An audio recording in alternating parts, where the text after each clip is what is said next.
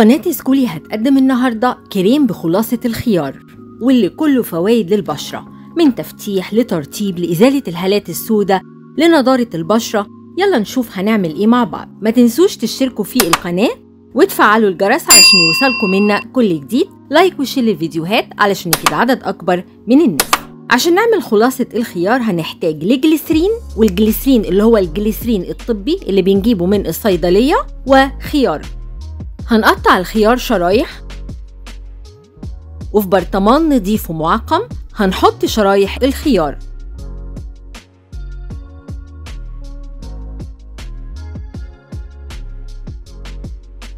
هنحط فوقيها الجليسرين،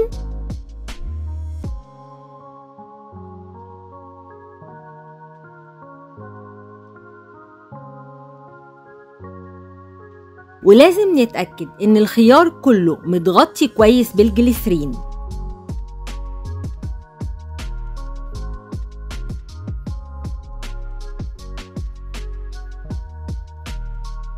هنقفل البرطمان بإحكام.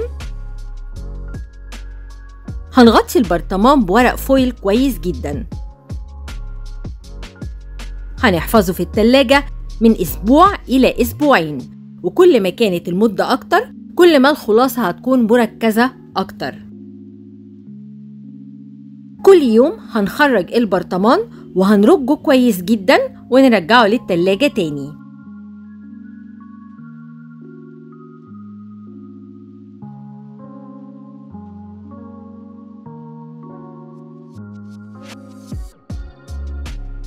ده شكل الخيار بعد أسبوعين. الخيار شايفين ان هو بينكمش ازاي، لانه بيطلع كل المية اللي فيه وكل الفيتامينز وكل الحاجات المفيدة اللي فيه بتنزل فيه الجليسرين.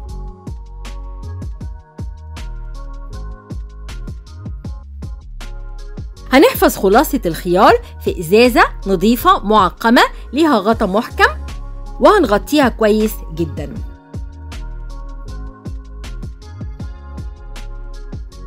وهنلاحظ دلوقتي كمان لون الجليسرين بيتغير.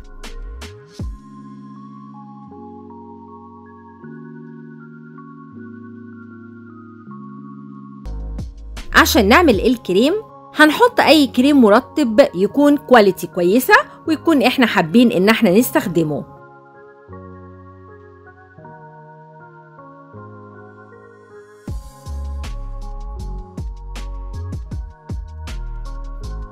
هنضيف عليه خلاصة الخيار. كل 30 مللي من الكريم هنحط عليهم نص معلقة صغيرة من الخلاصة. هنقلب كويس جدا لحد ما الكريم يمتص خلاصة الخيار كلها ويرجع يتماسك تاني. وممكن نستخدم خلاصة الخيار على طول كتونر وسيرم ومرطب. وما ننساش طبعا فوائد الخيار العظيمة، انه بيشد الجلد وبيعزز اشراق البشرة، بيفتح البشرة وبيعالج انتفاخ العين، وممتاز جدا في علاج هالات العين لانه بيمد الجلد بمضادات الاكسده اللازمه ليه لاحتوائه على فيتامين سي وعلى الكافيك اسيد. كمان بيهدي الجلد ضد حروق الشمس، بيزود نضاره البشره وبيرطب الجلد لانه 90% من الكونتنت بتاعته ميه. فالخيار فوائده للبشره لا تعد ولا تحصى. انصحكم ان انتوا تجربوا تعملوا الخلاصه وتعملوا بيها كريم الخيار وتقولوا لي ايه رايكم. اشوفكم في الفيديو الجاي.